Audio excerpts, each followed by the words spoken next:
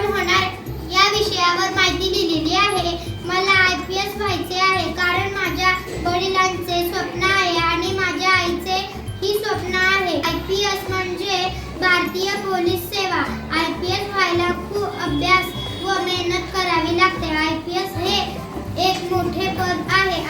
IPS चा फुल form Indian police service हा आहे। IPS व्हायला आता आम्ही मेहनत केली तरच आम्ही IPS होऊ।